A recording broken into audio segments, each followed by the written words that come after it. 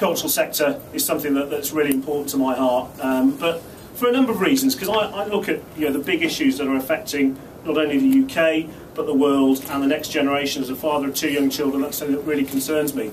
And I look at I sort of think of there's going to be 3 big key issues that affect affecting, as I say, the UK and the world for the next few decades: food security, water security, and energy security.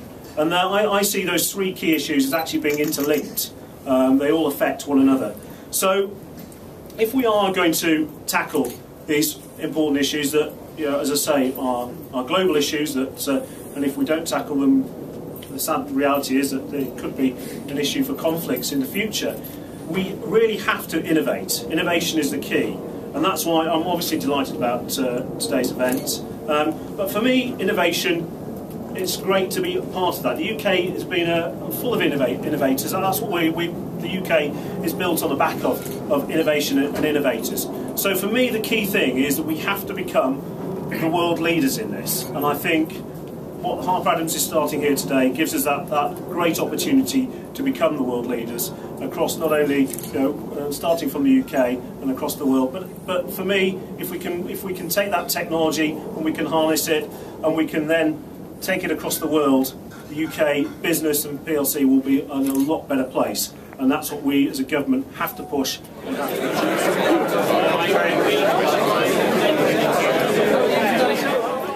The agricultural engineering sector is moving quickly in areas of advanced manufacturing, advanced engineering, mechatronics, hydraulics, data management, exploring novel techniques.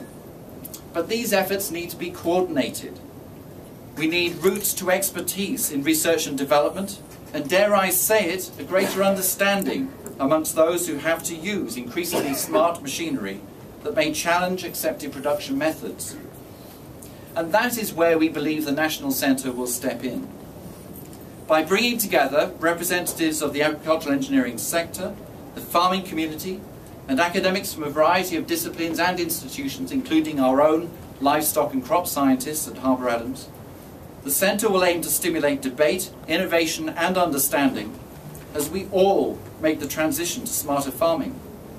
It will also build on existing knowledge to ensure that we have a means to collaborate on strategic issues.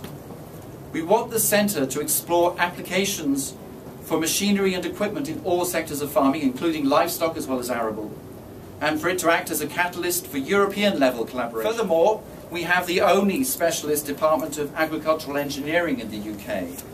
So I believe we have a particular responsibility to ensure that the contribution of this important subject is brought to bear on the challenge of global food security.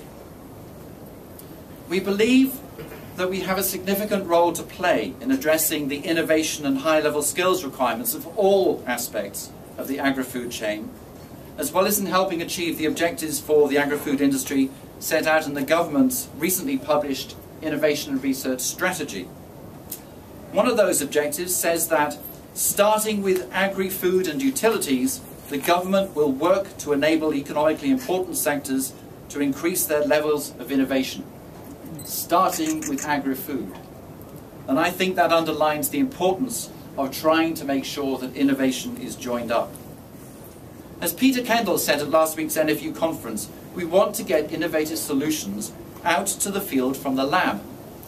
And there are pockets of innovative solutions in the lab that do not have access to field-scale trials, field-scaled applications. I believe at Harper Adams, working with the industry, we can try and fix that. Ladies and gentlemen, it seems to me that we are beginning an initiative that has much to offer industry, academia and the farming sectors, that it will be unique within the UK, but we'd like to think it will also work internationally, and importantly, that it will take action to address the challenges of global food security through the lens of agricultural engineering. Production agriculture is a complex system that interacts with forces of nature, world market and increasing legislation.